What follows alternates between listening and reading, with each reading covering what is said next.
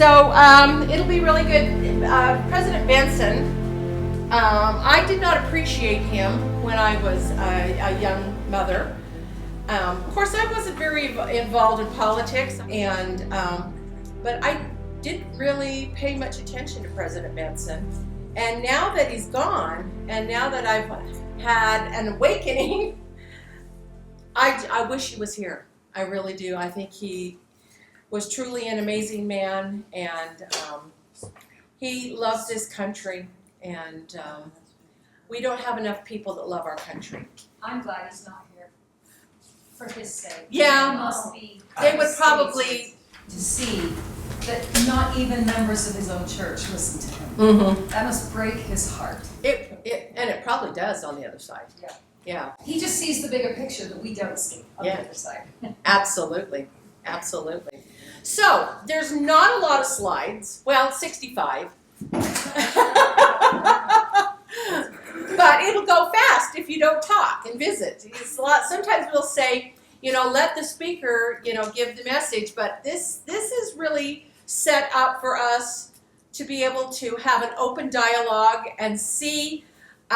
Brad, in the front of the book, what year was this published? Okay, I show a date of 1977. Okay, so we're quite a few years away from that in this message, but it really still applies, and it does, because he's teaching truth. So let's talk and let's have an open dialogue and see where we have gone awry and what we need to do. So this nation shall endure. So we're going to go to section 1 for those of you that have your book. It's called Our Glorious Heritage.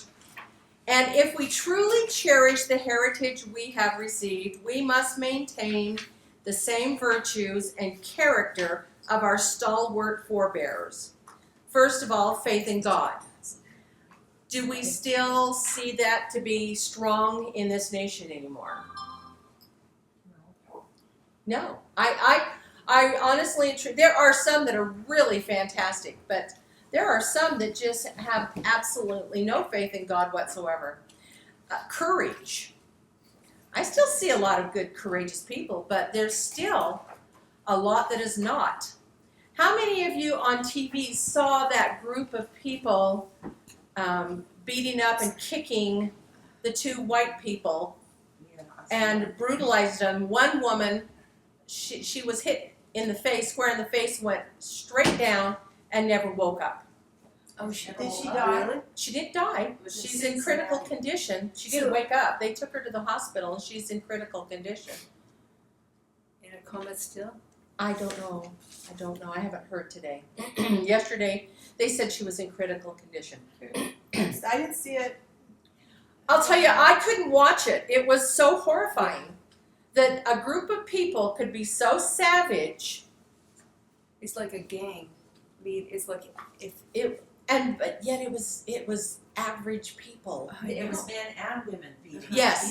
Kicking, Yes. hitting, spitting. It was absolutely disgusting. They just arrested the third person this morning. When I looked at you had the woman that was beating him up, and a man, and then they just arrested the third person. But they're looking for Well, there was a bunch of them, so yeah. We've lost our courage, yes. So one thing that we have to remember, because this will keep us in a place of compassion, when we see things like that, we need to immediately say, we are watching devils. Yeah. That's what we're watching. We are. We're not watching our brothers and sisters. Yeah. We are watching our brothers and sisters who are under the influence of devils, and that's where the devil would take every one of us if we would allow him. Agreed, absolutely. And we think of President Nelson saying that Satan has quadrupled his efforts. Yeah. Well, and we still don't know the reality or the truth, at least in my opinion, about what happened that started the whole Black Lives Matters. I mean, there are black swan type of things that happen to cause issues in the world, And Yeah. we don't know. I mean, Oh, I agree. I I agree. mean, they do show these videos with the same players in this place and that place and that place when things like this happen. Mm-hmm. Agreed. Were you gonna say something, Lawrence? No, Oh, okay. just initiators, right? Or initiators.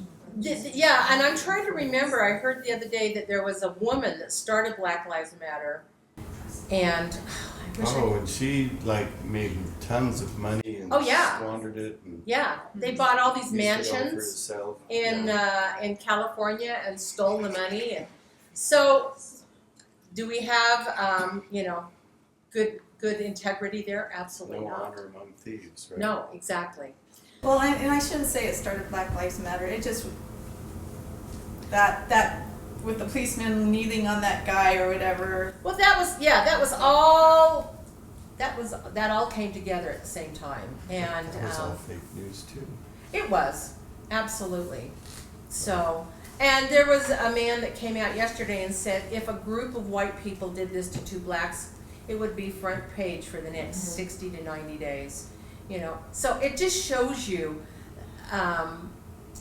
how corrupted we have become as a people. So what nationality were they? They were blacks beating up Blacks whites. against two whites. So there is a little teeny tiny paragraph in the newspaper about this one incident that happened over in Magna in a grocery store. A Muslim man took a knife off the shelf and started stabbing people, and screaming about his God, that it was for the sake of his God, and somebody with who was carrying, Yeah. what is it called, quiet carrying or whatever. Well, it's not concealed Concealed. carry. You can have it open. My son wears his gun all the time. Well, Open somebody carry. with open carry, stopped him from stabbing people. Yeah. Yeah. And so, but you don't hear about that this white guy stopped this person of color, Yeah. and that they I think it's they used a gun to stop this Mhm. horrific. And there was it's another like- one. No, well, it's like I thought it was a black. Are you talking about? I don't know. I didn't hear about the West This Valley. was at Smith's. There was one This was at Smith's at in a West Walmart Valley. in Minnesota that just the other day he stabbed I know. 7 people, and a guy that had his gun on him stopped him. Well, Yeah. there's two then. There's yeah, two of them. Yeah, so it's like because it's a black person who's a Marine, and he stopped him. So I don't know. Mm-hmm. If Yeah. this thing. So there are some people with Yeah, I courage. There's a lot that aren't. But you have to think, it's a lot easier to have courage when you have a weapon like a gun versus you've got 50 black people on these two guys, and if one white guy comes up and he doesn't have a gun, what do you do? I I'd know. be calling the police if they Yeah. come, but Yep. it's hard to stick yourself in a bunch of, a pack of wolves. I know. It's I know. not new. I had Oh, a it's not friend- new. I had a friend that was a black belt in karate growing up, and he was attacked by a gang of kids in Stockton, California, and they put him in critical condition, and he only lived because he was a black belt in karate. So he was able to defend himself But for he a while. was just waiting at a bus stop, Yeah. waiting to go home from a trade school, and so those things happen. It's just That's what we call a breakdown in our society, isn't it? And our glorious heritage has given us a lot of good things: industry and frugality, self-reliance, and integrity. And I see the integrity going downhill so quickly. And we have the obligation to maintain what those who pledged their lives, their fortunes, and their sacred honor gave for the future generations. So, chapter 1 is America's debt to Great Britain. Following the great apostasy from the principles and the laws of Christ, the world became enslaved in a cloak of darkness. Isn't that what you were talking about, Helena? We are clothed in a world of darkness. This long night of Christian apostasy placed an oppressive tyranny on the minds of men, which were shackled by chairs of false priestly tradition. Before the gospel could shine forth with its resplendent light, a flickering flame of religious and political freedom had to commence somewhere. So heaven determined that it would begin in England. Your homeland, Helena. A great soul was sent to the earth at Wycliffe, New Richmond in Yorkshire, about 1324, and his name was John Wycliffe. His voice in latter years was raised against the abuses of the church of his day. So Wycliffe translated the Bible into English because he believed that the scriptures were the property of the people. Subsequently, he was excommunicated. And as a result of his courageous efforts, England, for the first time in history, was given a complete version of the scriptures in her native language. With the efforts of Wycliffe, it brought about the Great Reformation, and he was given the appropriate title, the Morning Star of the Reformation. A century later, a figure was born in England, William Tyndale. Where Wycliffe's Bible was only a translation of Latin into English, Tyndale translated his version from the original Greek. The result was the first written New Testament in English. Due to the printing press that was invented, it now was printed in German.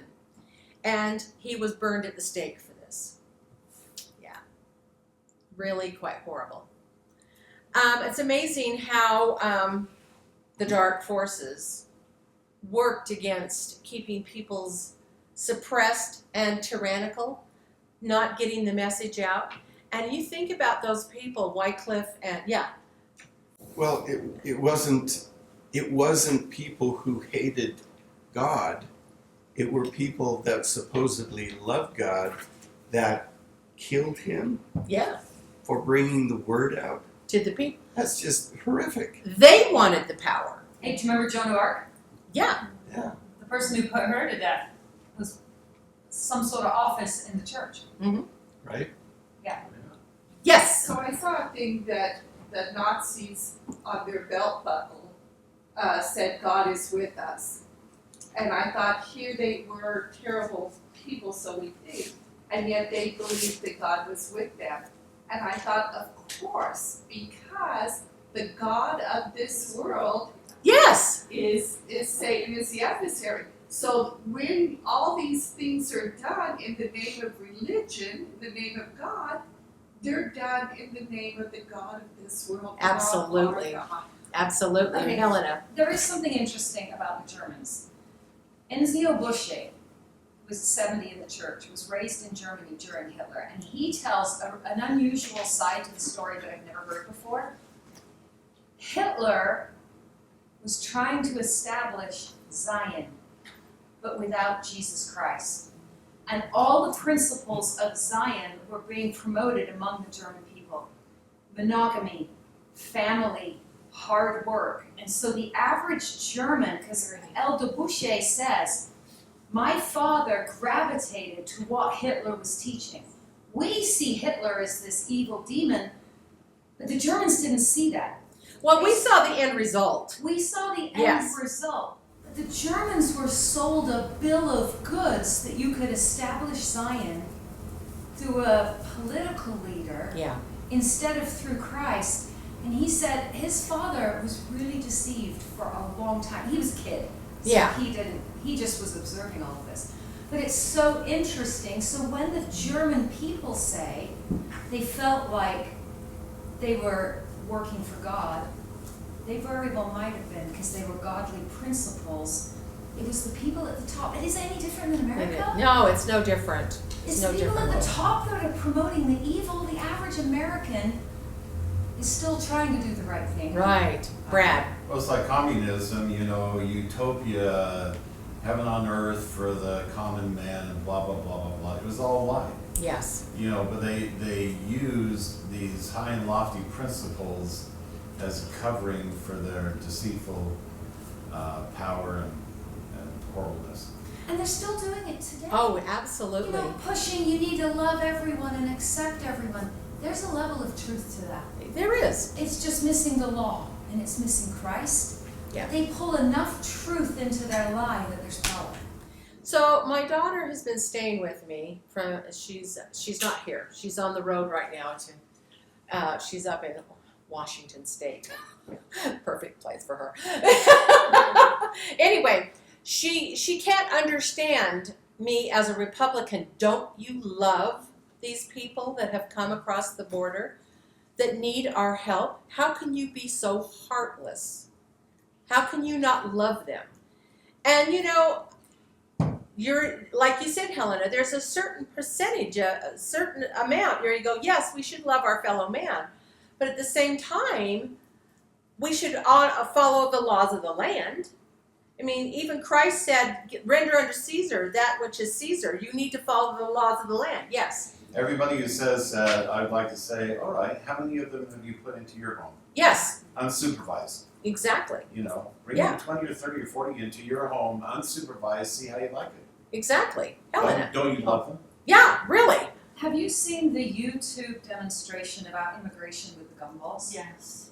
I saw that, yes, years That ago. should be shared with everybody, because it literally says, if you think a healthy, rich country can keep taking immigrants before it falls, you are wrong. Yeah. They're saying the best thing a wealthy country can do is to build business in that poor country and teach them how to grow and to prosper themselves. That is how to help other countries, because we will go down and we'll only help 2% of the world. Exactly, and that's that.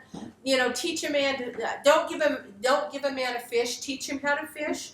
Teach them how to take care of themselves. Stop the handouts. And yet, that's uncharitable. How dare you be so uncharitable, Nancy? Well, that's showing the genius of finding those geniuses. I've heard this from some of our more enlightened political leaders saying, we want their genius to bless their people. And the second commandment of loving our neighbor should not trump the first commandment to love God and His law. So the big hole in the Swiss cheese here, and lots of holes, is the civic law that ties in with the spiritual laws of the covenant of this nation and coming clear from ancient Israel, and all the huge books of wars and contentions that illustrate these principles in action for good and the ones that aren't working. And it was interesting, my former father-in-law, I found out after I was married that he was in a communist party in another country, and yet he'd been a stake president, and he was a good man. But it was interesting to see in these different lessons in the Doctrine and Covenants in the church history how his beliefs were false about how things should be run in a home. So I kind of felt like I was living in a communist home without, but see, I had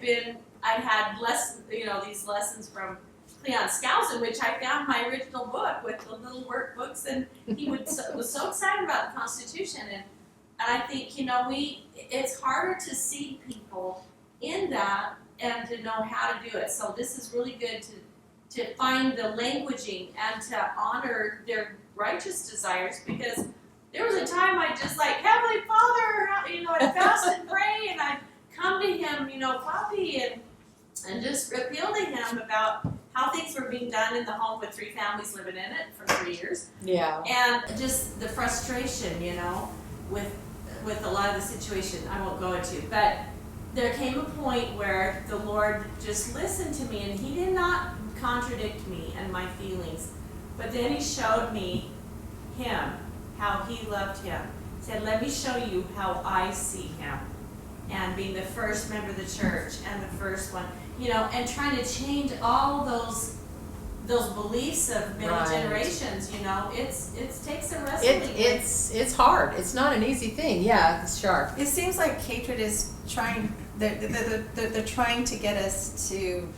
I mean, over the years, whoever the powers that be have tried to get us upset over class. Do you remember the 10 cities in downtown Salt Lake? That was, issues over class, over gender, over LGBTQ issues. all of these things are meant to divide us. And They are. right now, I mean, I really don't know how many people are in the country illegally, but there's a lot of legal folks. We just had a family move in across the street from us. They've only been in the country 6 months. They're from Mexico, but they're legal, and their family has helped them get a house, and they came to us ice cream social we had on Sunday, and they're just delightful. I love them. You know, I mean, I grew up in a bilingual school, and my best friends were all from Mexico. And so, you know, I mean, salt to the earth folk. Yeah. Good Christian Catholics. Anyway. The answer is we do love them. Yes. And we want to teach them correct principles so that they can govern themselves in righteousness. The problem is that with all of those good people coming in illegally, Yeah. is all the riffraff, all of the evil that's coming in. Right. It was done incorrectly. Yes, we want people to come to America. We want to love them, and come and assimilate. right. And be Contribute. and contribute. Yeah. I remembered how to give a man a fish, feed him for a day.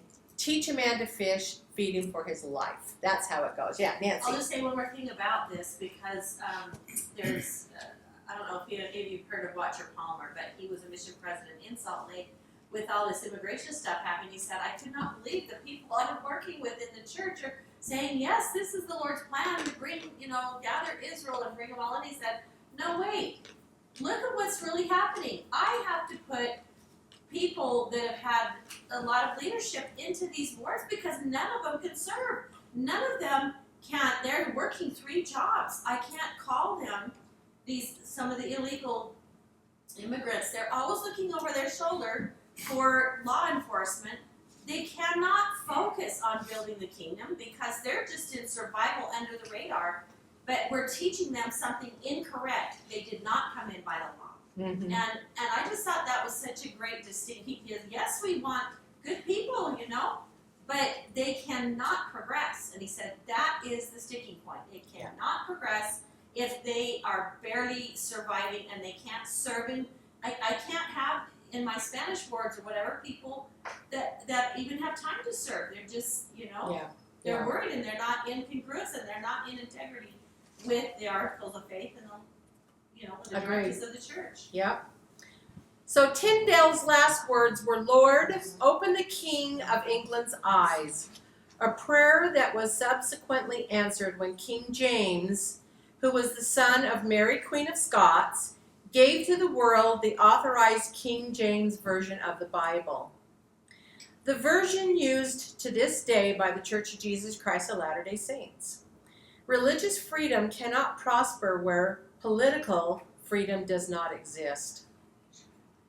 A century before Wycliffe's birth, an event took place in England that opened the door to a recognition of man's right by abridging the power of the king on the soil of Runnymede in the year 1215. Oops, I'm a little behind.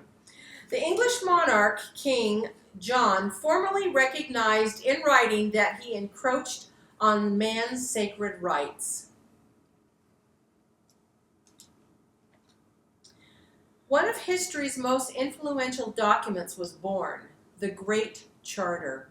Since that time, this document, also known as the Magna Carta, has become a symbol for man's freedom. For man to exercise fully the agency God had granted him, his God-given natural rights must be recognized and protected. It has only been recognized within the past 400 years that these rights inherently belong to man. It was his historical documents, such as the English Petition of Rights and the English Bill of Rights, that first recognized the immemorial right of Englishmen. I believe these movements were inspired by the Lord. Later, these documents would become the Declaration of Independence and the American Bill of Rights. Think of that, clear back to 1215. It's amazing. Once a man's rights became guaranteed by the political institution that would serve him, the time became propitious or favorable for the prophet Joseph Smith to be sent on the world scene and for the kingdom of God to be restored by direct divine intervention in the year 1830. A light had burst among men when again, and it was the fullness of the gospel. Yes, freedom-loving men owe a debt of gratitude to Great Britain and those human instruments who provided that first flicker of freedom's holy light to future generations, and which made the restoration and the fullness of the gospel possible. It's amazing how all these things had to come into step, line upon line, to get to that point so that Joseph Smith could restore this. What other nation would even have the economics to send missionaries worldwide? Yeah, There is no other nation that could have done it without what happened with the revolution and the Bill of Rights and yeah. economic freedom. So today there's a great threat to man's freedom. The church is prospering and growing, but all over the world, the light of freedom is being diminished. So a great struggle for the minds of men is now being waged. At issue is whether or not man's basic inalienable rights of life, liberty, and property, and the pursuit of happiness shall be recognized. It is the same struggle over the war when the war in heaven was waged. And isn't that true? We see everything going on, the same things we had going on in the war of heaven. The adversary is attempting to destroy man's freedom to a system of slavery, communism, and has imprisoned the minds and bodies over 1 billion of the earth's inhabitants. Now this was 1977. 45% of the world live under a totalitarian dictatorship and deny most of all their political and religious freedoms. So it's worse now, I think, than it was in 1977. Would you agree? I think so. What's the first thing that you kind of tried to Is it? We kind of had the breakup of the USSR and Yes. so forth and so on, and that a lot of people look at that and go, well, that fractured and that helped to some degree, and it probably did. But there's no doubt there's still a huge percentage that live under this totalitarianism. Oh, yeah, yeah. Well, look at Zora Mamdani. Does everybody know who that is? Yep. Zora Mamdani is running for mayor of New York City. He's a straight-up communist. Doesn't believe in property rights. Oh, no. Oh, No. but he had a 3-day wedding that was so extravagant. It was the who's who's of the billionaires. Yeah. Yeah. He's a hypocrite and a liar, and he's got a great smile and flowery words, and people are buying into, I get free stuff. That always works. Yes. And, well, Look at Costco. oh Don't you yeah, love the samples? sure. We all love free I samples. don't go to the samples. I can't stand it. Okay, well you're rare. I did for a long time, but I can't stand it. Everyone's standing around waiting to get their free sample. It's so annoying. But yeah, I mean, there is a store. It's a city store. I think it's Kansas City, Missouri, that is 99% empty, and everybody pays for it in their taxes. But it's almost empty because communism doesn't work. If people aren't working to put stuff in the store and you just come and take, it doesn't work. It does not. Communism has never worked in the history of the world. So, all right, we read in here about international terrorism where nations are blackmailed and there is no regard for human life. Even among free nations, we see the encroachment of government upon the lives of the citizenry by excessive taxation and regulation, all done under the guise that people would not willingly or charitably redistribute the wealth. So the government must take it from them. Boy, this was Obama's big thing, was the redistribution of wealth. We further observe promises by the state of security whereby men are taken care of from the womb to the tomb, rather than earning his security by the sweat of their brow. Atheism, think about that.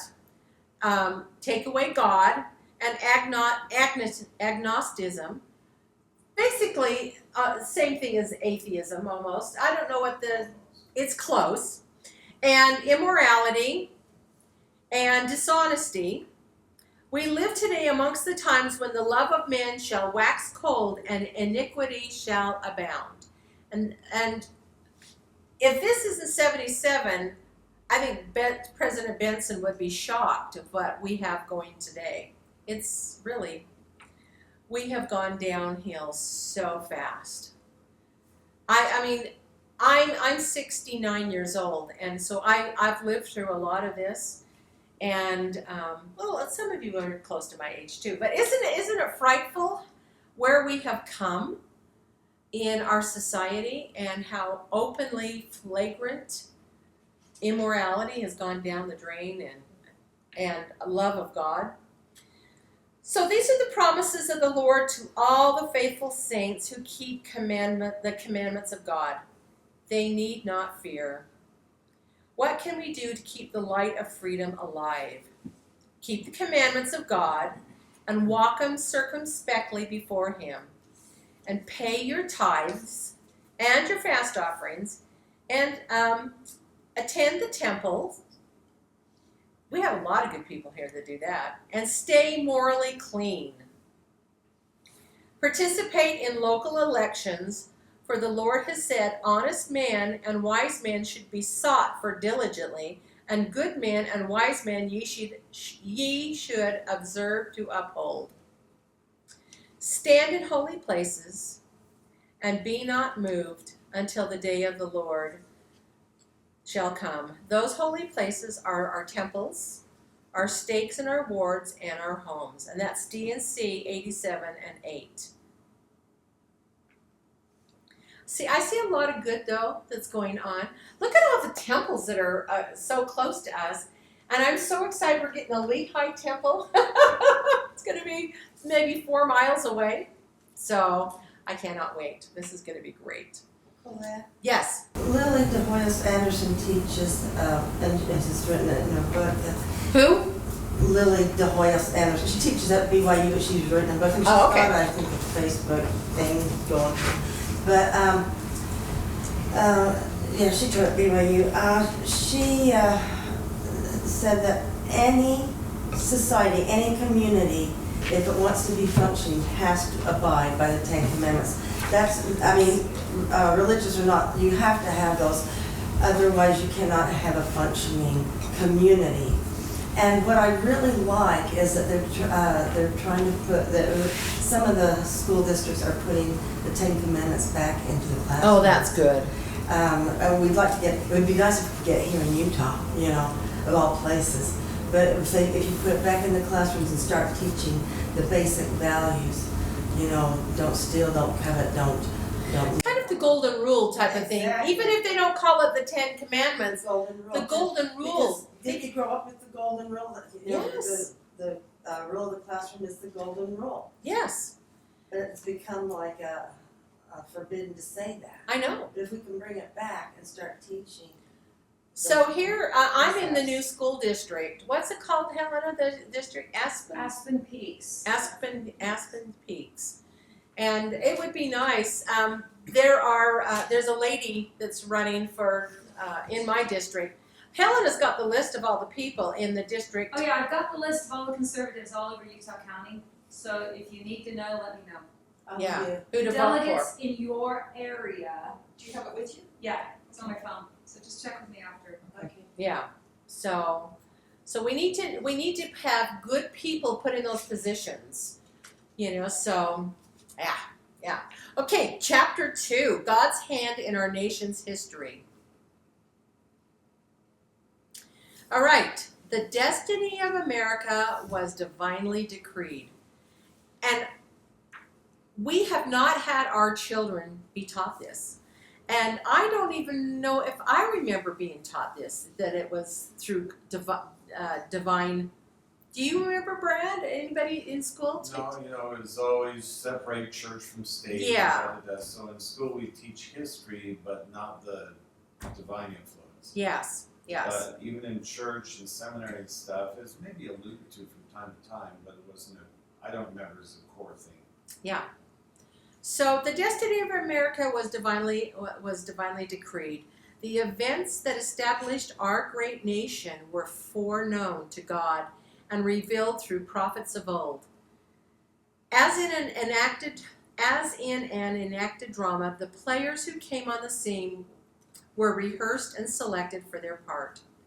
Their talents and their abilities and capabilities and weaknesses were known before they were born. Isn't that amazing? It's just amazing. As one looks back upon what we call our history, there is a telling theme that occurs again and again in this drama. It is that God governs in the affairs of this nation. J. Reuben Clark said, "This is the great motif that which runs through our nation's whole history. This land is consecrated unto him whom he shall bring unto Lehi the Lord revealed. None come unto this land save by the hand of God. Wherefore this land is consecrated unto him whom he shall bring. And it is so be that they shall serve him according to the commandments which he hath given. It shall be a land of liberty unto them, wherefore they shall never be brought down into captivity. If so, it shall be because of iniquity. For it is iniquity shall abound, cursed shall be the land for their sakes, but unto the righteous it shall be blessed forever." Ooh, we're behind. And this is what we see right now. It saddens me. I watch what's going on in this country. There's so much iniquity. And you see the things and the words by Isaiah that shows us what's going to happen. And it's right there in front of us. But so many people don't really even study Isaiah. I mean, nobody in our church wants to. You go into Sunday school and they say, "Oh, those are the Isaiah chapters. Okay, we'll move on." They don't want to know. And we need to know, because this is where we're going right now. We are at the last days, and Isaiah's prophecies are being fulfilled. "Behold, this is a choice land, and whatsoever nation shall possess it shall be free from bondage and captivity. And from all other nations under heaven they will serve the God of the land, who is Jesus Christ, who hath been manifested by the things which we have written." That was in Ether. Okay, many great events have transpired in this land of destiny. Sorry. President Benson's face was hard to read.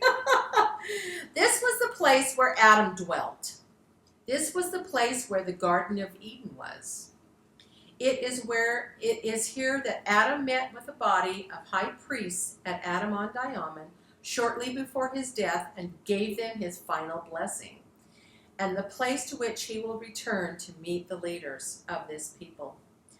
This was the place of three former civilizations: Adam, the Jaredites, and the Nephites. This was also the place where our Heavenly Father and His Son Jesus Christ appeared to Joseph Smith, inaugurating the last dispensation. The Lord decreed this land to be the place of the New Jerusalem. This is our nation's destiny, to prepare for America's eventual destiny. Isn't that pretty? The real story of America is one that shows the hand of God in our nation's beginning. Why is it that this view of our history is almost lost in the classroom in America? Now, 1977, there was probably still teachings of our founding fathers. Now, I know private schools teach about the founding fathers. I don't know. Does Jackie, does she still teach at home? Her kids are all grown now. Okay. So, no, but she did. Yeah. I don't know what's going on in the schools, but I don't think there's much of the founding Well, if it fathers is being taught. they're teaching the wrong history. Yeah. You know, that they were slave owners and that they were not good men. Yeah. I'd rather they taught nothing than lies. Yeah, I agree. So why is it that this view of our history is almost lost in the classrooms? Why is it that one must turn to the writers of the 18th and 19th centuries to find this view inferred or stated? The answer may be found in Abraham Lincoln's proclamation. We have forgotten the gracious hand which preserved us in peace, and multiplied and enriched and strengthened us. And we have vainly imagined in the deceitfulness of our hearts that these blessings were produced by some superior wisdom and virtue of our own. Are we too proud to pray to the God who made us? As a nation, we have become self-sufficient, and this has been birthed to a new religion in America that some have called secularism. In the first century of our nation's history, the university was the guardian and preserver of faith in God. In this present century, they have become agnostic. Our country is reaping the effects of an agnostic influence. It has cost us an inestimable price. Who can put a price on the worth of a human soul? Today's students are subjected in their textbooks and classroom lectures to a subtle propaganda and a natural or rational explanation for all causes and effects. This removes the need for faith in God or belief in the affairs of men and events only. Isn't that so true? And you think about, you saw the worth of a soul, and they abort children, and they don't even look at them as a soul or a life. They just look at it as a mass and a lump of tissue, and let's get rid of it.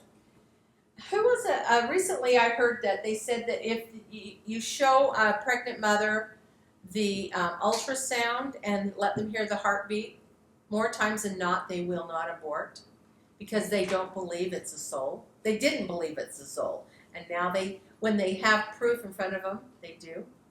It's fascinating. Brad. To me, it's interesting to know that within just years of Joseph Smith's birth were the birth of Karl Marx and Charles Darwin. Yes. And to me, it's almost Satan going, oh really, you've got the restoration? Okay, let me show you what I can do. And these have been great counter,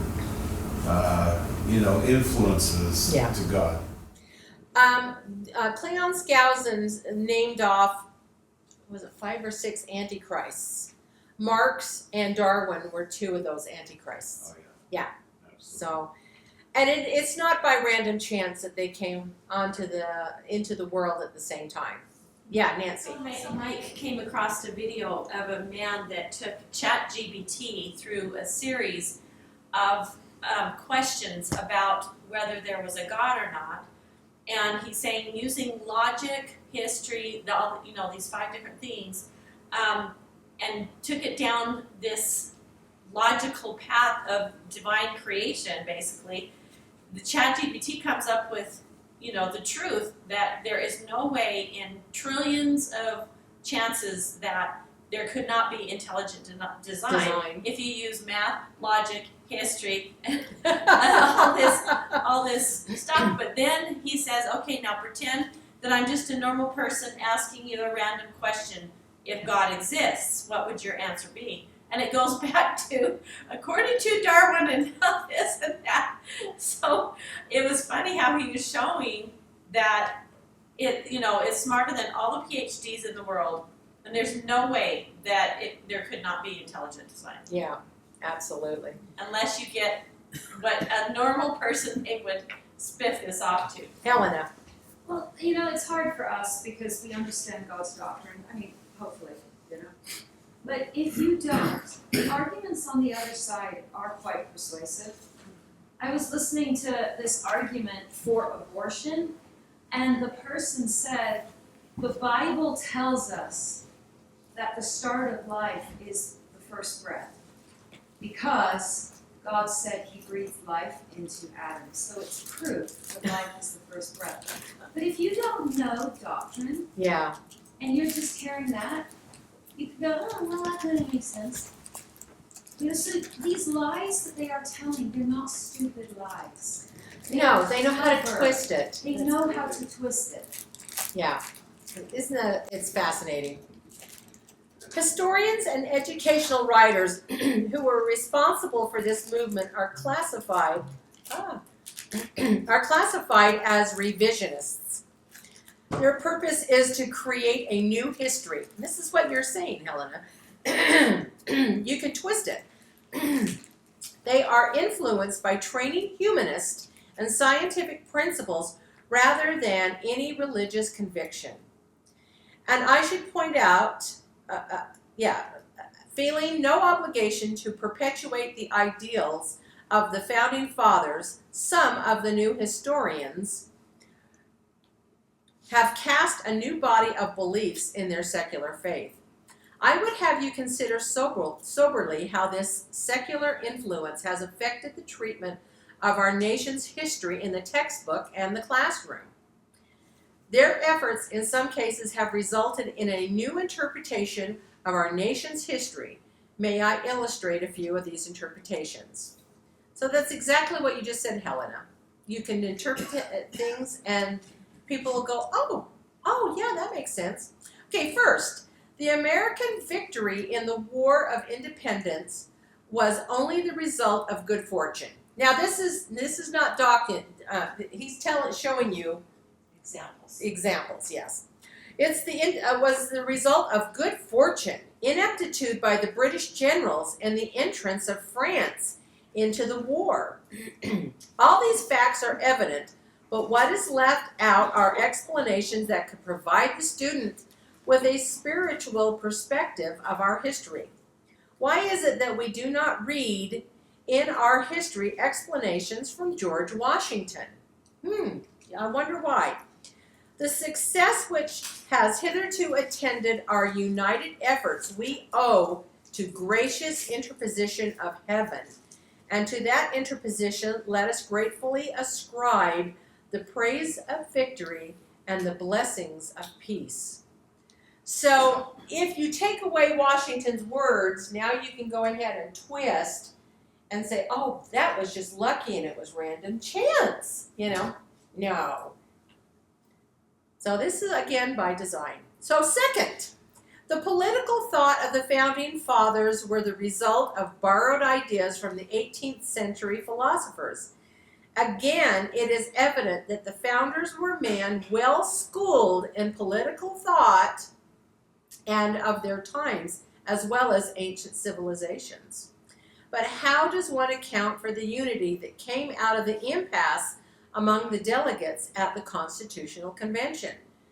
Benjamin Franklin made his great speech, and he solemnly counseled, I have lived, sir, a long time, and the longer I live, the more convincing proofs I see of this truth that God governs in the affairs of man.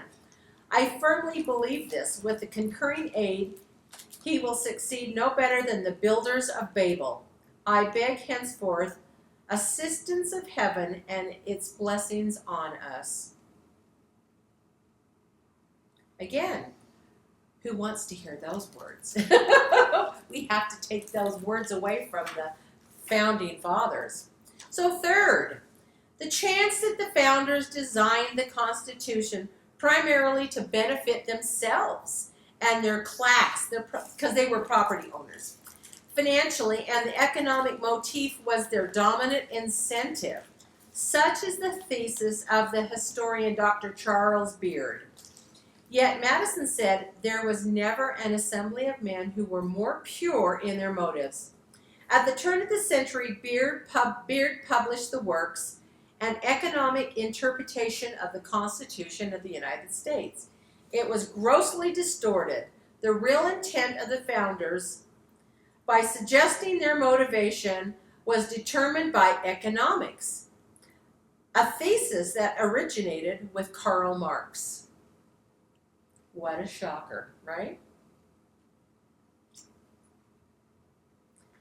The humanist emphasis on history is not confined only to secular history. There has been and continue to be attempts to bring this philosophy into our church history. Emphasis to underplay God's revelation of interpretation in significant events, to inordinately humanize the prophets of God so their human facilities become more apparent than their spiritual qualities.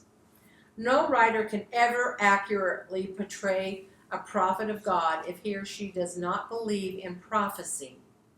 This is the Lord's church. He is not an absentee master, or that you can be assured.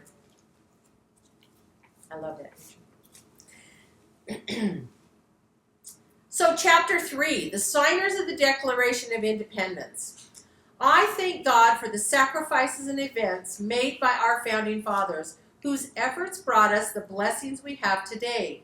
Their lives should be reminders to us that we are blessed beneficiaries of a liberty earned by great sacrifice of property, reputation, and life. There's a picture of the 56 signers. As we read the newspapers and other printed materials or listen to television and radio, we hear the voices of distinguished Americans, and we become conscious that America is at a crossroads. We stand today with the reality before us that we could lose our great heritage of freedom.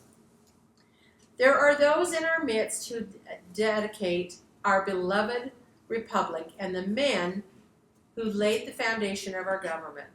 These are the voices and the words that our youth frequently hear or read. How can they be expected to feel a duty to God and their country when the climate of opinion is so negative that in all we cherish and hold dear? I mean, look at this. We saw what's going on with the campuses, from the river to the sea, and they're holding up signs. They're so completely indoctrinated and taken away their feeling of duty to God and to country. So they are in a climate of negativity. How do we fix it? Well, we have to be aware too that on both sides are adversaries a lot of times. Mm-hmm. I mean, just because we believe in the biblical Israel and defending, God's people all over the world, but especially Israel has a covenant, that doesn't mean that all of them are aligned. Like there's a lot that are aligned with Luciferian, goals, like, elite goal, just the elitists, the global elites, and the Mossad. I would say the Mossad is probably worse than the CIA. Yeah. In a lot of ways. And in Gaza, and bringing that back around, there is bad stuff happening and misinformation about the children and women. I mean, both of them are abusing the people. Yeah. So. Yeah. What they're doing over in Israel is not all good. It's not all good. I mean, we are their allies, but there is some things going on that shouldn't be. But there's things going on in Gaza that shouldn't be too. So I was listening to a pundit, and he said, Hamas was absolutely stupid to abduct all those people the way they did. All they did was open the door for Israel to come after them.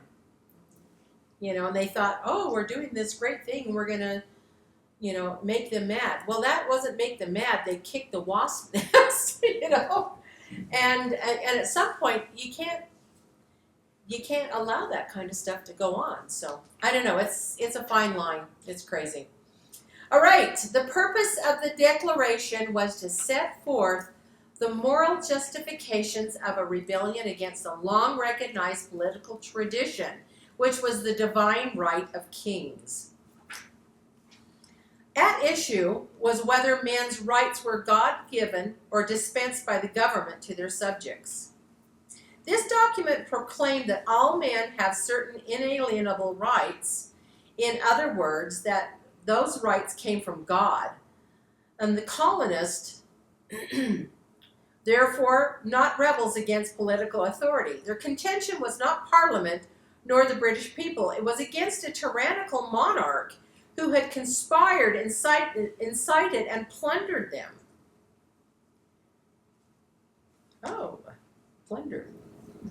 That's just so funny and ironic because it was just a very small amount of money on certain things like tea compared to how much we pay now. I don't know, probably more than most people pay more than 50% of their income Over in Europe? here. Here, Well, yeah. They were thus morally justified to revolt, for it was stated in the Declaration a long train of abuses and usurpations. The Declaration concludes, but it's a good thing, though, that they got mad and revolted, or we still might have been under the thumb of the king, so. The Declaration concludes with this pledge. For the support of this declaration, with a firm reliance on the protection of divine providence, we mutually pledge to each other our lives, our fortunes, and our sacred honor. How prophetic that pledge was to be to 56 men who signed the document on August 2nd, 1776. So we're only just a few days away from August 2nd. Or in the case of some, shortly time thereafter.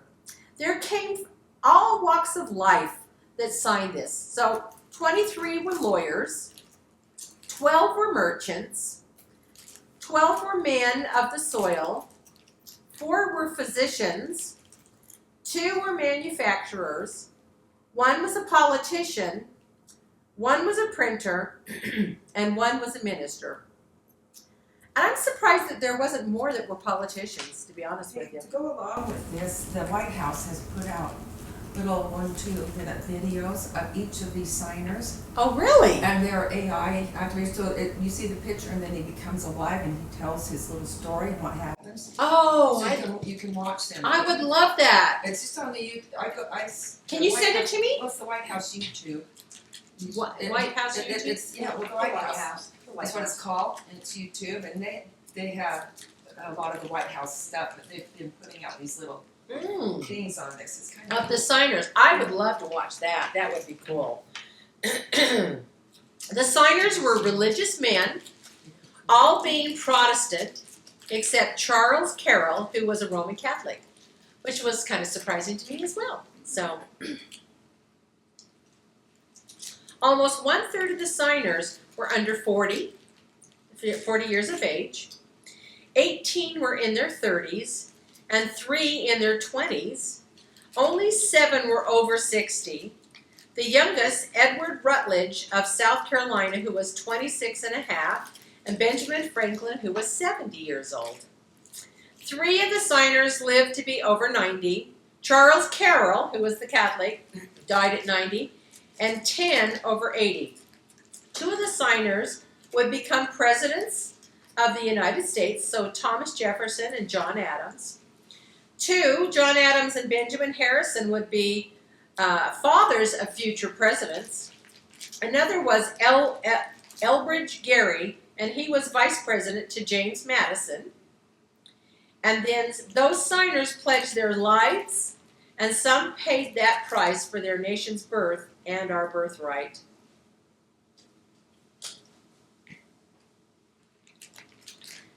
At least 9 of the signers died as a result of the war or its hardships on them. Yes, the signers also pledged their fortunes. At least 15 saw the realization of that pledge. 12 had their homes ransacked or ruined. 6 literally gave up their fortunes to further the cause. Another signer lost 150 ships, which were sunk during the war. 3 of the 4 signers were taken prisoner by the British and imprisoned for 10 months. When Patrick Henry declared his immortal words, "Give me liberty or give me death," whoops, he was not speaking idly.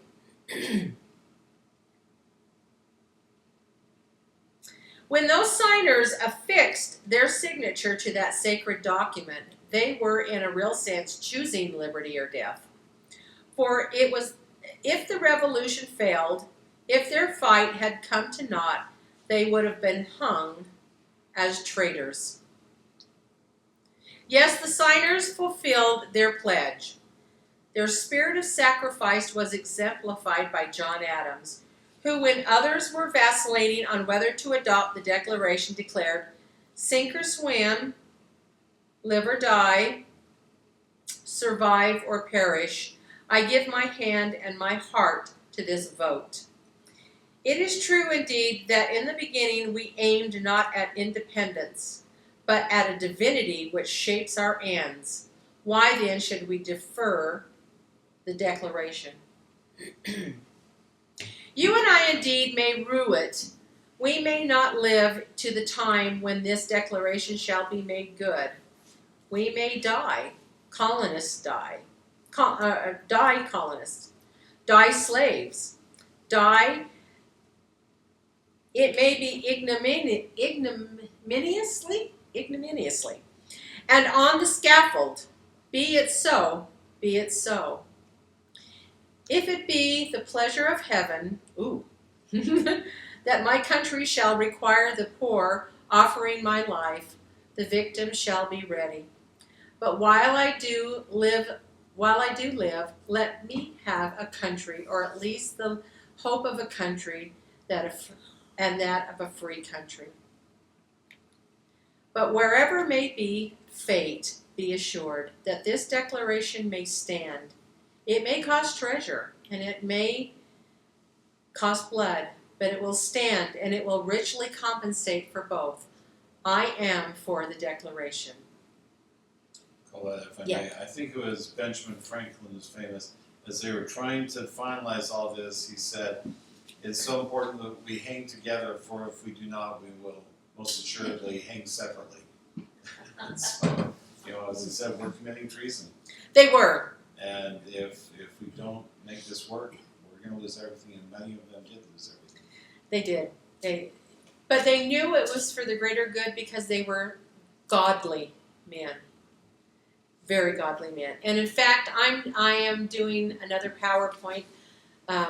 It's America in History and Prophecy. And it's by Dr. Glenn Kimber. And he actually had the church's records, the intimate records of prophecy of different people who were visited by angels. Not just Joseph Smith, but many of them. And George Washington was one. Yeah. And the point was made many years ago that I've never forgotten.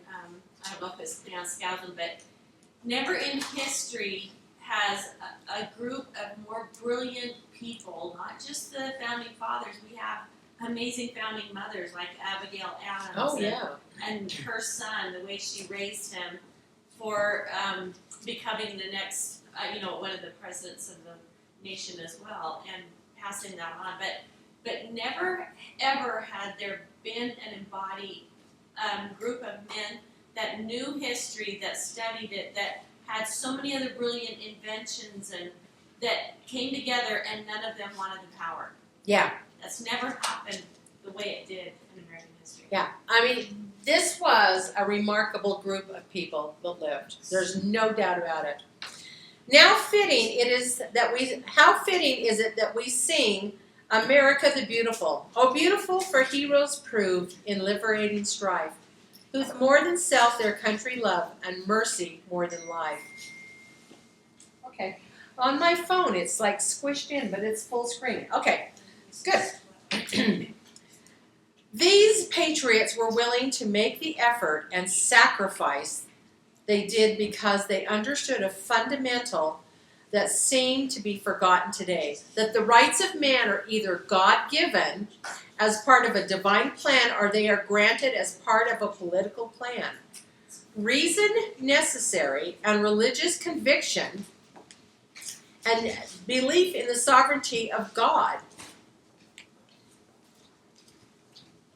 led these men to accept the divine origin of man's rights. To God's glory and the credit of these men, our nation had its unique birth.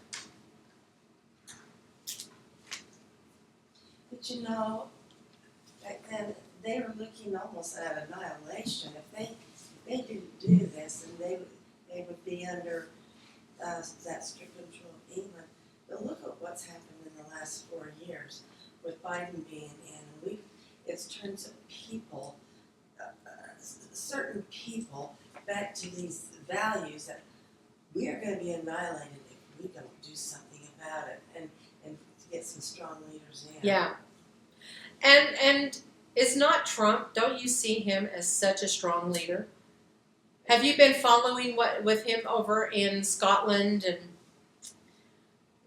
the things that he has negotiated is remarkable. He was definitely supposed to be our president, not only once but twice.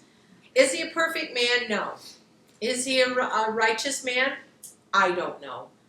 But I do believe he loves America, and I believe he loves God. So I think he needed to be strong for these last days. So yeah. I do, but if you look, and I can't give you a few names right now because I haven't looked at it recently, but the book has the eminent men and women that. Oh yes. Yeah, and some of them that I've read, and I thought, oh, they were eminent. Yeah, I know. So God doesn't need perfect people No. to do His work. Yes, agreed. Absolutely. I think Napoleon Bonaparte was one of them that was in that. And you're going, Napoleon? Ooh. I'd always heard he was a bad man, so I don't know. But you know, even 8 years ago, look at where Trump was. He's a lot. He was. He's more refined now, you know. Yes. And so Well, we developed. You know what? I don't even know if it's more refined. I think he had a lack of knowledge of the people that were in the positions that he trusted. Mm-hmm. And I think what he did is he had an awakening and he surrounded himself with better people this time around. Helena. Do you know, you can make the same argument with President Nelson. Yeah. Do you remember the story that he told when he went camping with his first wife, Dancel, and he wasn't paying his tithing? Oh yeah. And she said, we are going to pay our tithing. I mean, can't you make the same argument? Uh-huh. He didn't understand. I'm sure he wasn't deliberately being disobedient. He just didn't understand yet. Yeah. And yet this man grew up to be prophet. What, are we going to condemn him because he didn't pay his tithing when he was younger? Yeah. He changed, he learned, he grew, and now he's a prophet. I think that's beautiful that God is so good to teach us and give us so many chances. I agree.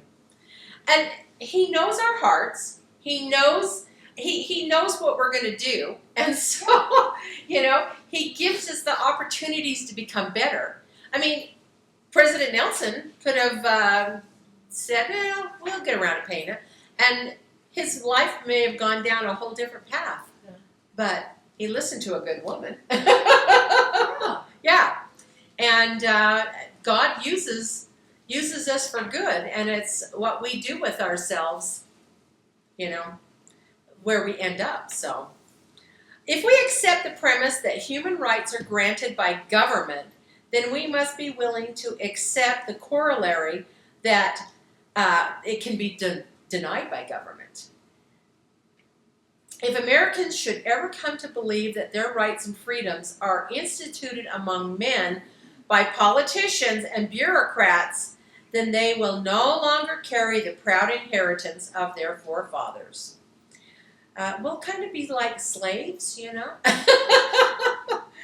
So, and the proud inheritance, how they would grovel in seeking for favors and dispensations, a throwback of the feudal system of the Dark Ages. We don't want to go back to that.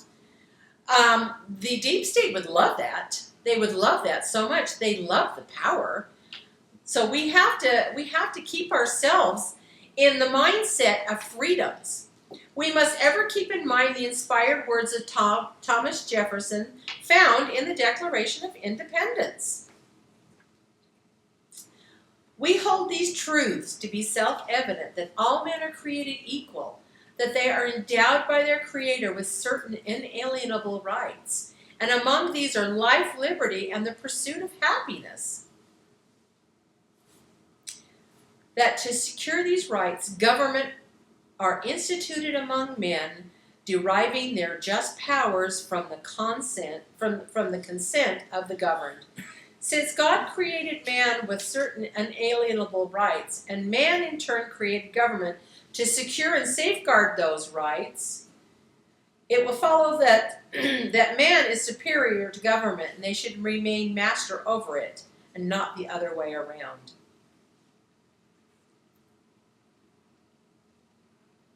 And this was by Ezra Taft Benson. It was a direct quote.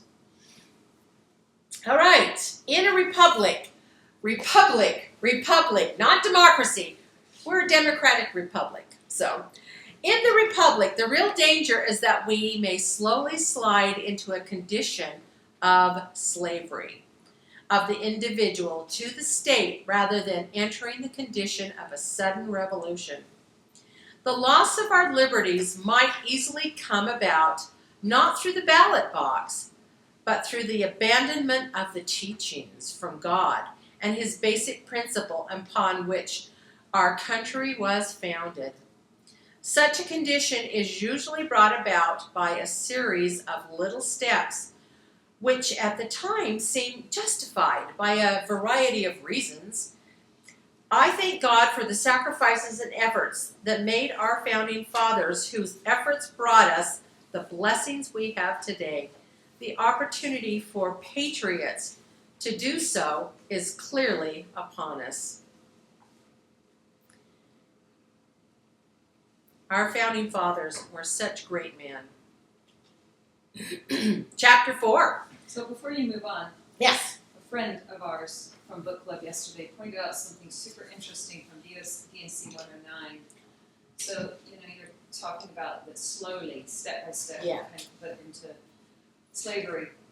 She pointed out that in 109, there are 3 things that we need to be released from the yoke of. The first one is deception, the second one is affliction, and the third one is bondage. Is what? Bondage. And it's just fascinating.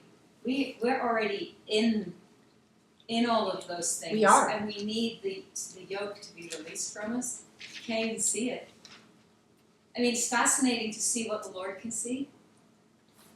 And then to realize, oh my gosh, we're there. We are there. It's not a question of, is this going to happen to us? We're there. We're there. And it can get, again, like you said, the baby steps. We're in the baby steps, and they could, if we're so deceived that it could be straight up a Mamdani communist regime. It could be over us. And isn't that kind of what the Antichrist is going to do to us? Absolutely. According to Isaiah. Yep. So, though we've been studying Isaiah too. I haven't been as much because I haven't been there. But this is all part of Isaiah's prophecy that we're going to have an Antichrist soon take over. And he's going to be someone flowery like a Mamdani that we think he's there to help protect us and save us.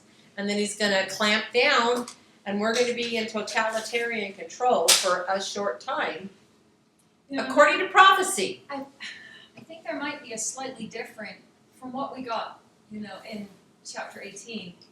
It seems as if it's more of an invasion in America than it is a we elect them. Because it talks a lot about us sending emissaries to try and appease whoever Assyria is. And I think that is a fascinating conversation, and I don't think we know. But it says we send a lot of emissaries, and at some point we just get overridden. So it looks like we just get invaded. And Well, we can't fight Visions back. of Glory said that Yeah. So what's chapter 18? in Isaiah. Isaiah 18. Oh, okay. 19 is the really interesting one. 19 is all about Egypt, and that is a dual prophecy for America. It doesn't paint a pretty picture. It's a little bit ominous. But not for the righteous. For the righteous, you'll be okay. President Nelson's promising us that. He is. And so I'm not worried about anybody who comes here. I'm really not. I think you will all make it. With everybody else, we've got to hold our covenants so tight, and we have to follow the voice of the Spirit. And we have to know who that voice of the Spirit is. Yeah, we do. Because there's a lot of deceit through Satan's powers. I mean, we even saw with Rob Warcup, how you can get a philosophy turned around and And Rob Warcup, he's such an enigma. Yeah. Because at his core, you can feel what a truly good, honorable man he is. He doesn't mean to deceive, no, but he's been deceived yes. very cleverly. Personal revelation, sisters. Yeah. Gotta have that personal And- revelation. And knowing our doctrine. Yes, Because personal revelation has to go hand in hand with our doctrine. right. Because I don't think we're good enough at personal revelation. We receive personal revelation from Satan as well as from the Holy Ghost. And we have to be able to take that personal revelation and say, does this align with doctrine? And Yes. if we don't know our doctrine, that's when That's we can, true. That's when so we can true. be taken off. Absolutely. You know, Oh. and the thing that Rob is teaching, he is teaching that we've lost priesthood power. I don't think anyone here would disagree with that. Individually, we've lost priesthood power. But that doesn't mean it's not here on earth, that the brethren have it all, have access to it all. It's us individually that are living beneath our privileges, Right. which is exactly what President Nelson is saying. So we need to take that counsel personally and not blame it on the church. Exactly. Beautifully said. And I think that's the problem is rather than taking personal responsibility, it's always easier to point your finger at somebody else. And the leaders of the church. Beautifully said. Oh, love that. Okay, chapter 4. We're doing well. Okay, the Constitution, a glorious standard. Unless we as citizens of this nation forsake our sins, political and otherwise, and return to the fundamental principles of Christianity and of constitutional government, we will lose our political liberties, our free institutions, and will stand in jeopardy before God of losing our exaltation. Boy, Benson didn't mix words, did he? Every Latter-day Saint who should love the inspired Constitution of the United States. Can you honestly and truly walk into any of our gospel doctrine or priesthood or relief society and look at everybody in that room and go, does everybody love the Constitution? And I'll bet you there are some who do not. In my family ward, Colette, a gentleman at the end of Sunday school said, "Thank you for the Constitution of the United States," and whatever else he said. And a BYU professor came up to him afterwards and said, "Don't ever say that again. It is not a divine document." And that's a BYU professor. Doctrine Comes 98 says otherwise. Absolutely it does. I mean, that man doesn't know his doctrine. Yeah, he doesn't. Or he's denying it. Or he's denying it. Or he's deceived. Yeah, I don't know him well enough to be able to. Isn't that mind-boggling? Uh-huh. Oh, wow. What was the response of the man who said the divine Oh, I don't know. Constitution? I don't know. Did he? Yeah, okay.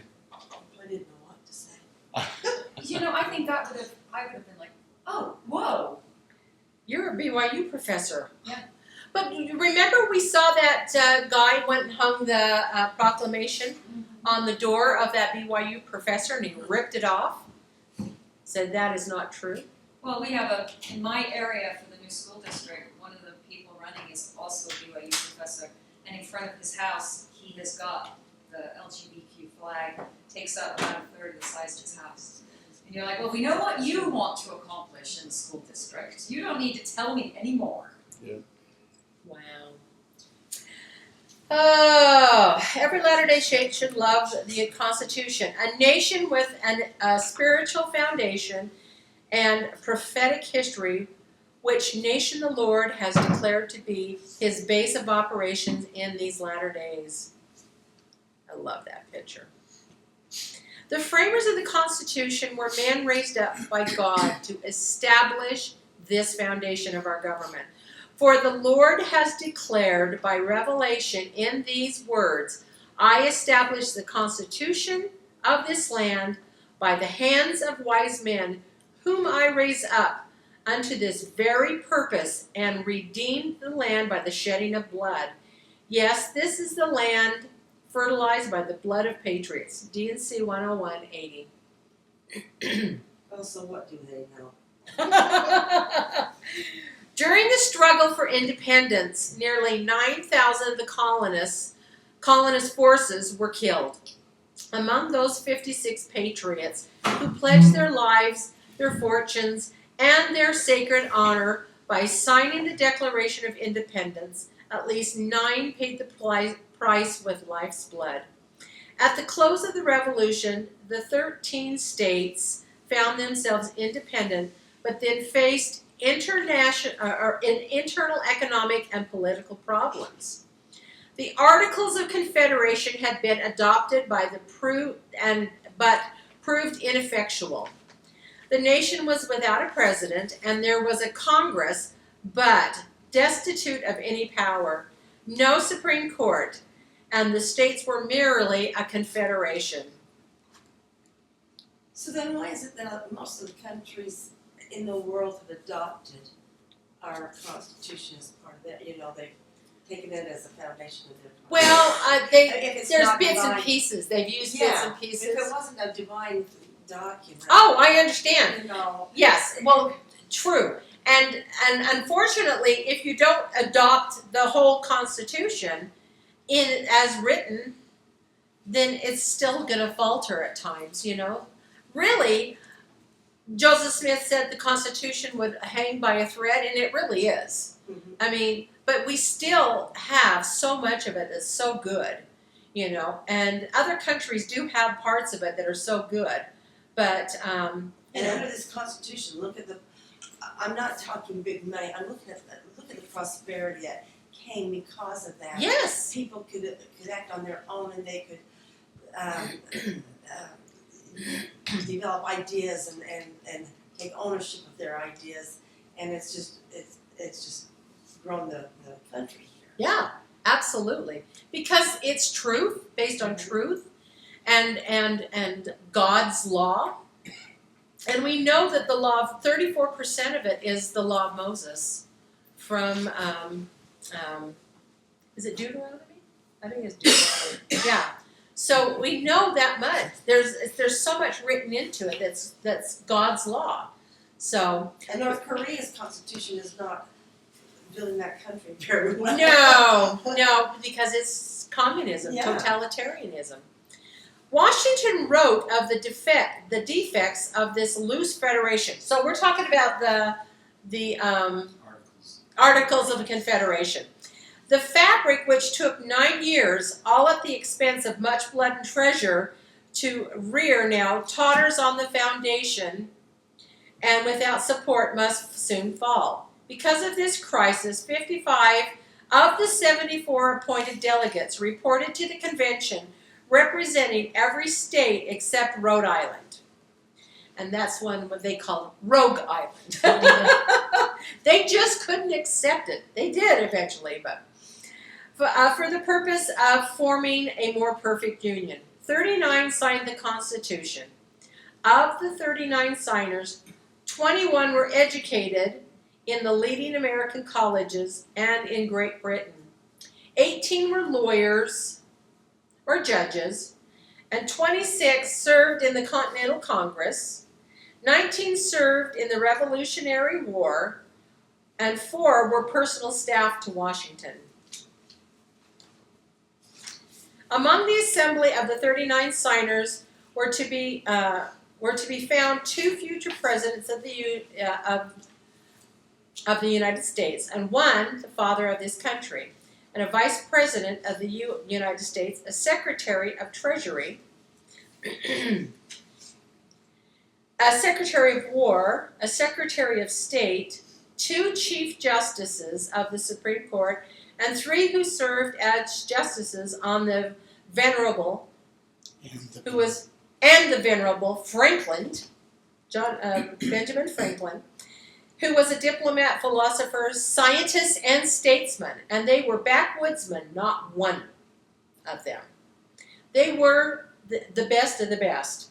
Wilford Woodruff said they were the best spirits the God of heaven could find on the face of the earth. That's remarkable. They were choice spirits, and on April 6, 1789, the Electoral College unanimously elected George Washington as the first president of the United States. And by the way, no coincidence on the date? April 6th. Oh, that's interesting. Yeah, 1789. That's pretty remarkable. So, in the final analysis, what the framers did under the inspiration of God was to draft the document that merited the approval of God himself, who declared it to be maintained for the rights and protection of all flesh. Doctrine and Covenants 101-77. This document has been criticized by some as outmoded, and even a recent president said it was a document. Now, you got to remember, this was in 1977.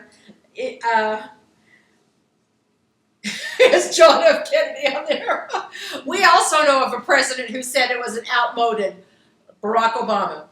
Okay, anyway, so J. Reuben Clark argued that these were the horse and buggy days, and that these men carried under their hats, as they rode in their horses drawn buggies, a political wisdom garnered from the ages. The wisdom of the delegates is shown in the genius of the document itself. The founders had a strong distrust for centralized power in the federal government, so they created a government with checks and balances. And this was to prevent any branch of the government from becoming too powerful. Congress could pass laws, but the president would check this with a veto. Congress, however, could override the veto, and by its means of initiative in taxation could further restrain the executive department. The Supreme Court could nullify laws, but Congress could limit the court's appellate jurisdiction. Oops. The president would appoint judges for their lifetime with the consent of the Senate. You know, back then it worked. Now, it's a little scary. Not all of us necessarily want to see Tonji Brown in there for life. Oh boy. Each branch of the government was also made subject to different political pressures. The president was to choose by electors, senators by state legislatures, representatives by the people, and the Supreme Court by the president with the consent of the Senate.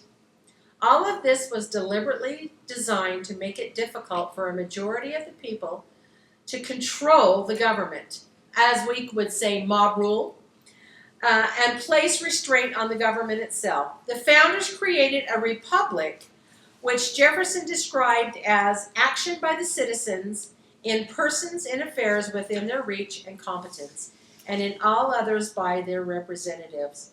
The principles would be profitable to all Americans. And it really was a genius idea because people who wanted to run for office would study out and learn the different things. We as Americans are busy running our households and going to our jobs or working in the fields and whatnot. Not all Americans had time to study these things out. So the representative government was really a beautiful and ingenious idea. Okay, constitutional government, as designed by the framers, will survive only with a righteous people. Our Constitution, said John Adams, was made only for a moral and religious people. It is wholly inadequate to the government or of any other. America, North and South, is a choice land, a land reserved for God's own purposes. The land and its inhabitants are under an everlasting decree. The Lord revealed this decree to the brother of Jared, an American prophet, in these solemn words, and now we can behold the decrees of God concerning this land, that is a land of promise, and whatsoever nation shall possess it shall serve God and be swept off with wrath.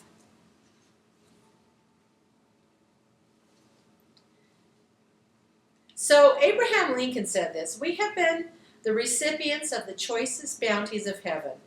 We have been preserved these many years in peace and prosperity. We have grown in numbers, wealth, and power as no other nation has ever grown. But we have forgotten God. We have forgotten the gracious hand which preserved us in peace and multiplied, enriched, and strengthened us. And we have vainly imagined in the deceitfulness of our hearts that all these blessings were produced by some superior wisdom and virtue of our own. Intoxicated with unbroken success, we have become too self-sufficient to feel the necessity of redeeming and preserving grace, too proud to pray to the God that made us. It behooves us then to humble ourselves before the offended power, to confess our national sins, and to prepare for clemency and forgiveness. And I look at that and I go, okay, this was the National Day of Fasting and Prayer that he said this. That was in 1863. Wow, have we slipped, right? Again, these guys would be rolling over in their graves. In 1973, the first presidency of the church made this public statement. We urge members of the church and all Americans to begin now to reflect more intently on the meaning and the importance of the Constitution and its principles. This was in the Ensign. May I urge every Latter-day Saint and all Americans in North and South America to become familiar with every part of this document. Many of the constitutions of countries in South America have patterned in large measure after the United States. We should understand the Constitution as the founders by reading the Federalist Papers to preserve what God has given us. Has anyone ever tried to read the Federalist Papers? Oh, it's so hard. It's so hard.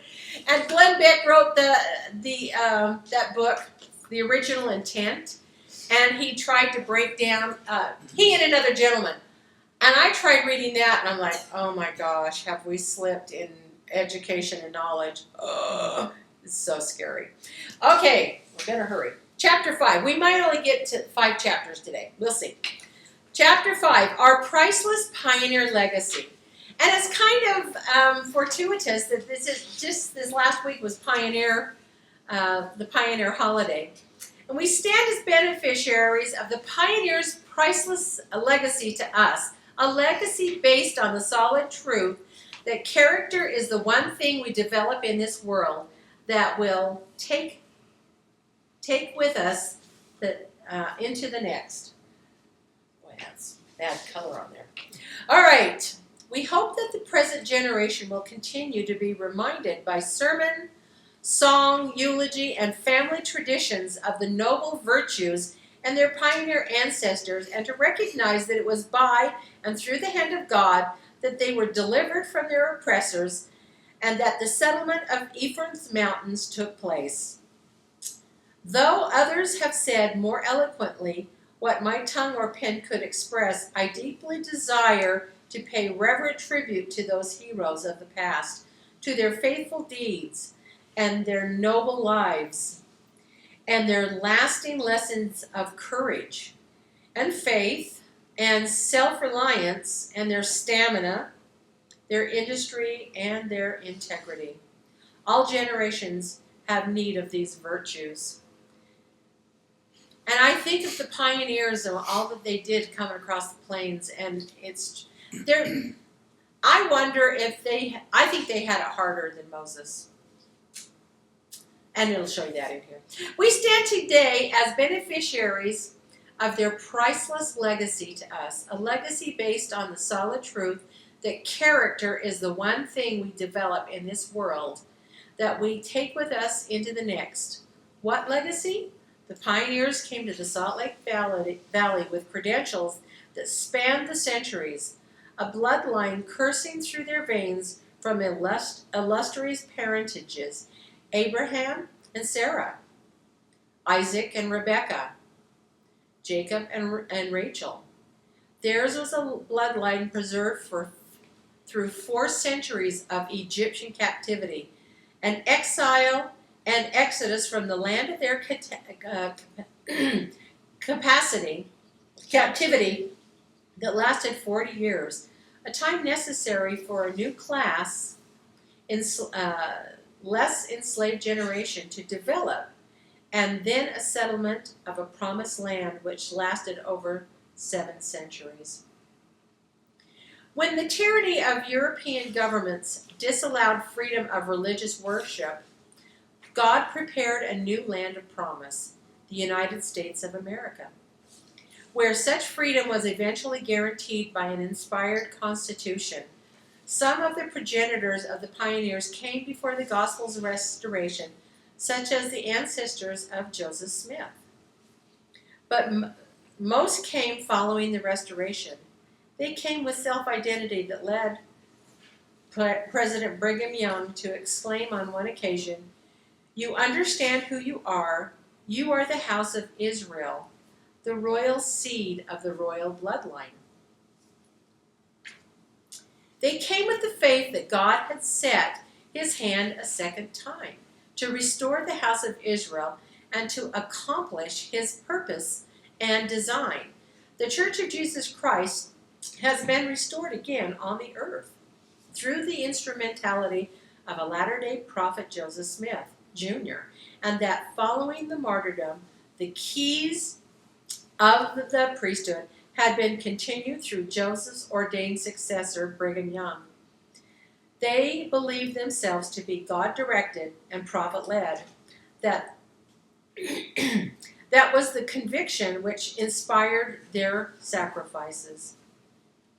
They came with indomitable course, following incredible suffering and adversity. Who could forget those insufferable conditions during that exodus? And I see that picture and I just like, oh, there's such, can you imagine being in that snowy time with hand carts? It's scary. The pioneers came west with a devotion, patriotism, and loyalty to the nation that had silently sanctioned their expulsion from their homes and the loss of their possessions. History records no modern parallel to their epic exodus from Nauvoo, so it's no wonder that the situation of these modern Israelites was likened unto their ancient ancestors exiled from Egypt. In fact, President Joseph S. Smith said that the pioneer feat of modern Israel exceeded that of their progenitors.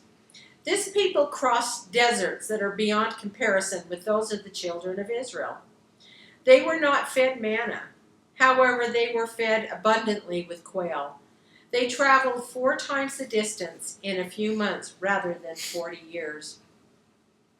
So I thought of that when I read that, and I thought, you know, that's really, truly remarkable to think about what the pioneers went through. They actually had a harder time than the Israelites, according to President Benson. We were led out of bondage by the power of God.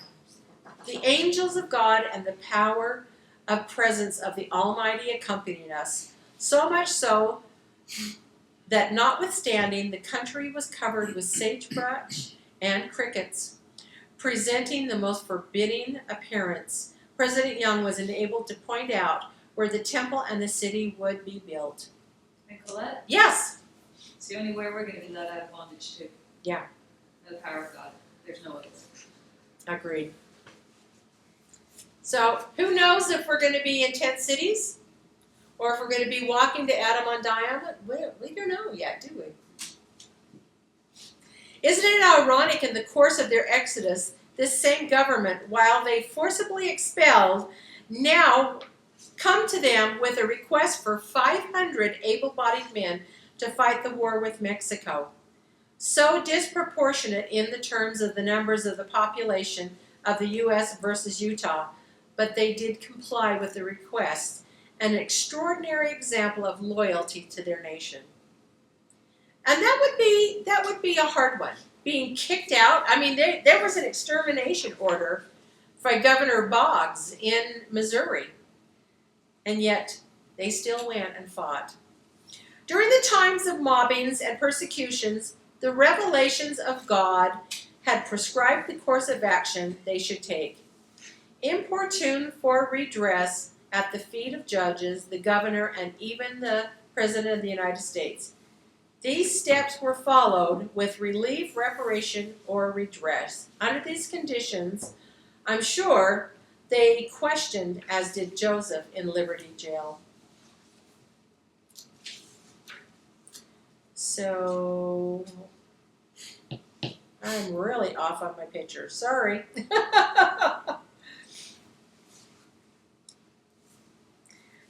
O God, where art thou? This is Joseph. And there in the pavilion that covereth thy hiding places, how long shall thy hand be stayed? O Lord, how long have thy people suffered these wrong and unlawful oppressions?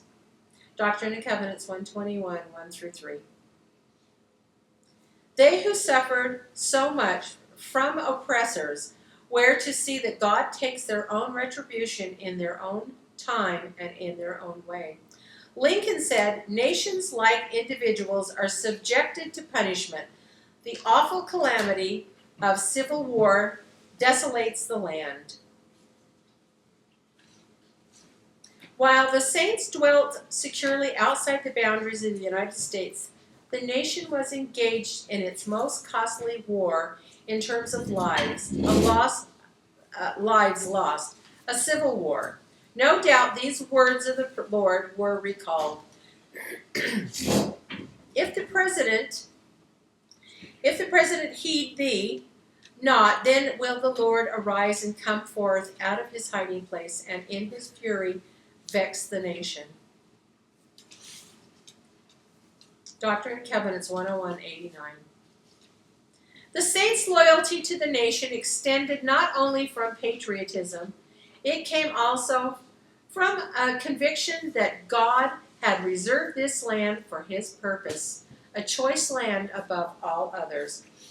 The Constitution of this country has been established by the hands of wise men, whom God raised up unto this very purpose.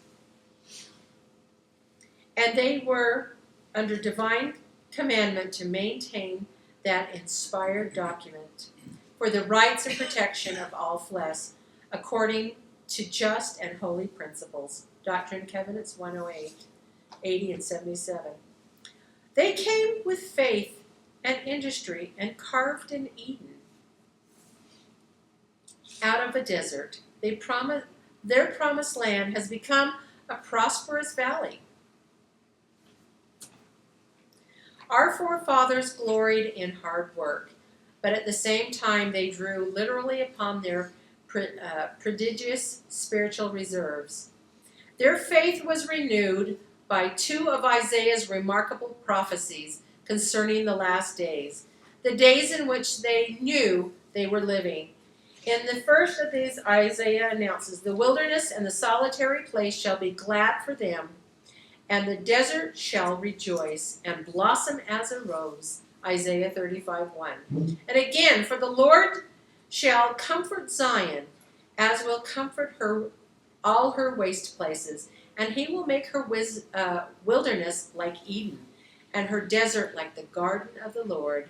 Joy and gladness shall be found therein, thanksgiving and the voice of melody. Isaiah 51:3.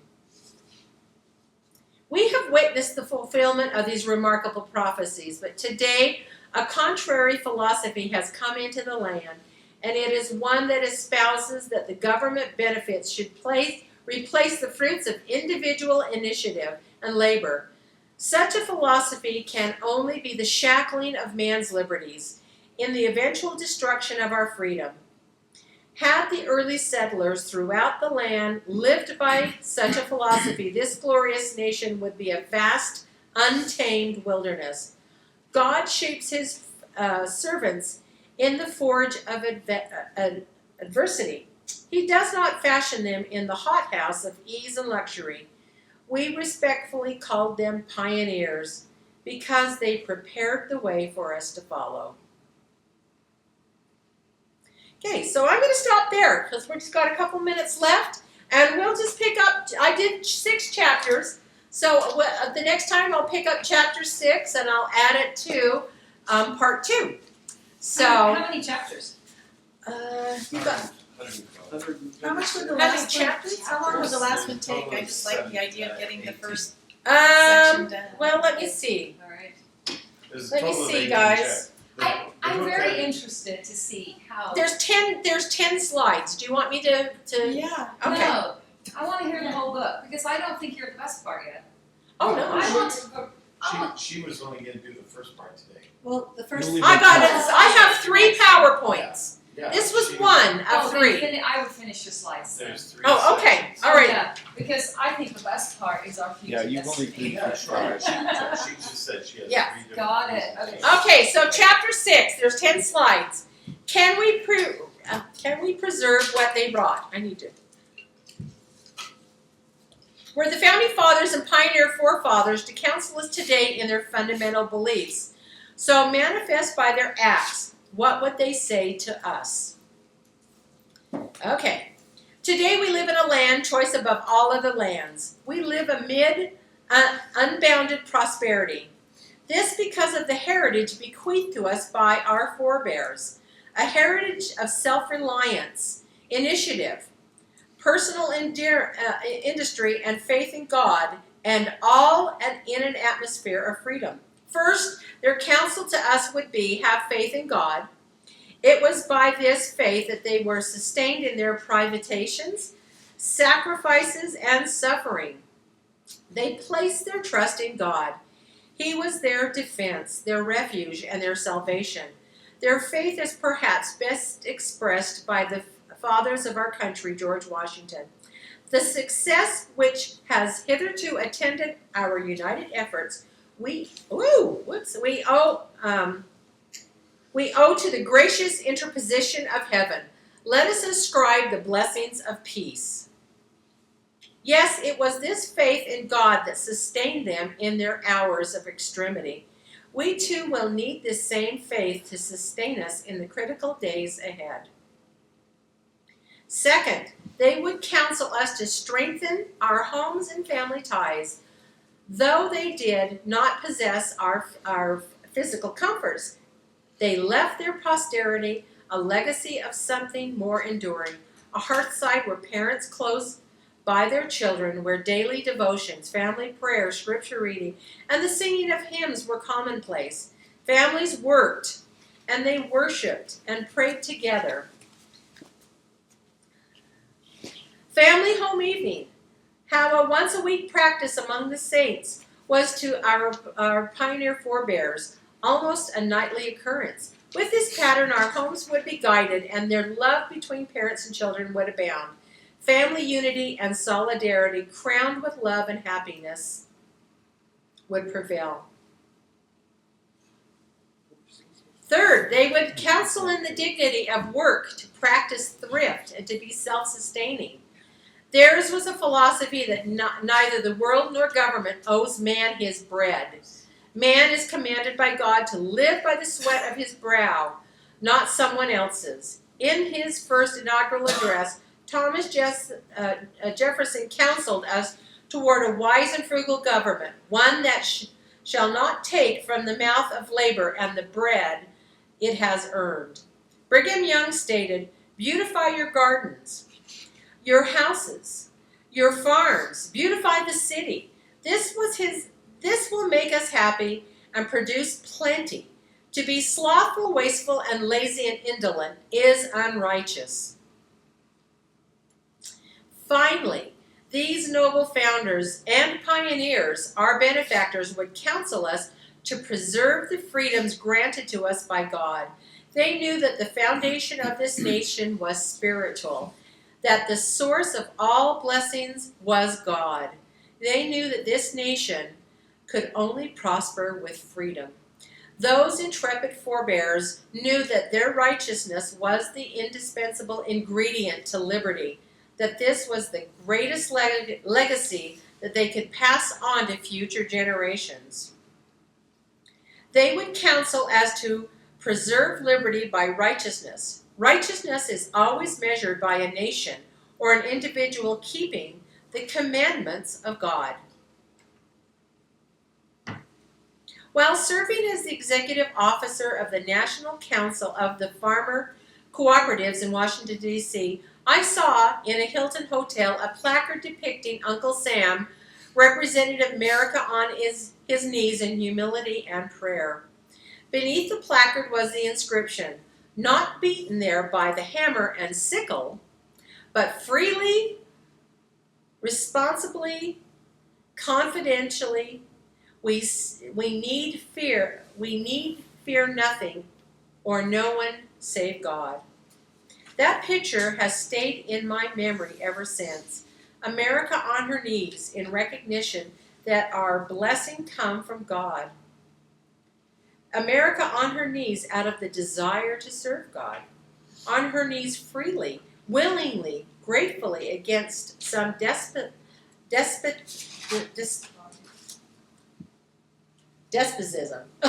Government. Despotic government. This is the sovereign remedy to all our problems, to preserve liberty. Those valiant patriots and pioneers left us a great heritage. Are we prepared to do what they did? Will we pledge our lives and our sacred honor for future generations and uphold building of God's kingdom here on this earth?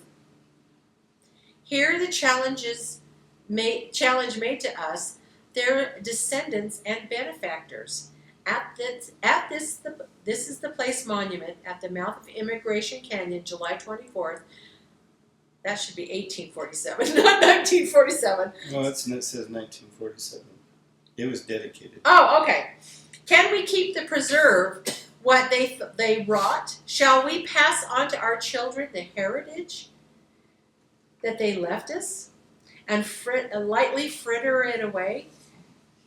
Have we the faith and their bravery and the trials, their courage, endure the hardships and sufferings that make their sacrifice bear up their trials? Under this sorrow, their tragedies, believe the simple things they knew were true. Have the simple faith that worked miracles for them. Follow and not falter or fall by the wayside where our leaders advance. Face the slander and the scorn of an unpopular belief. Can we do the thousands of little and big things that made them the heroic builders of a great church and a great commonwealth? There should be no doubt that our task is today, if we truly cherish the heritage we have received, we must maintain the same virtues and the character of stalwart forebears, and courage and industry and faith in God, frugality, self-reliance, and integrity. We have the obligation to maintain what those who pledged their lives and their fortunes and their sacred honors gave to our future generations. Our opportunity and obligation is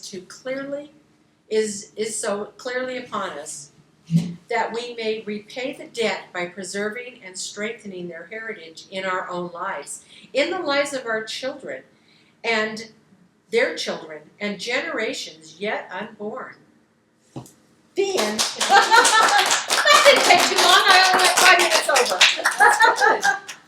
I just wanted to say I was watching yesterday one of my clients. She loves the Constitution and good things on YouTube. But there's a movie about the Apostle Peter and all the things he went through. I mean, it's in a movie depiction, but I love that they did at least give him a lot of credit every time he got flogged, every time he was beaten and abused, and he could hear the screams of everyone else being abused and burned, and he'd just say, "Thank you, Lord, and thank you that I get to suffer with you," and take upon your name. And I mean, I just thought at least they stayed true to it in the depiction of the movie. So I'm not there That's yet, cool. but Where did you find it? it was on YouTube, I believe. Oh, okay. Yeah, but it's a new depiction of Peter's life. Wow.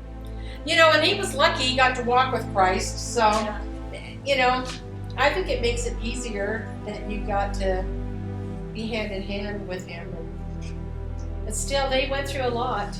They went through an awful lot. Huh? In a minute. Oh, okay. Yeah, so anyway, that's part one of three parts. I read that book and I really loved it, and I thought, I'm going to do this as a PowerPoint.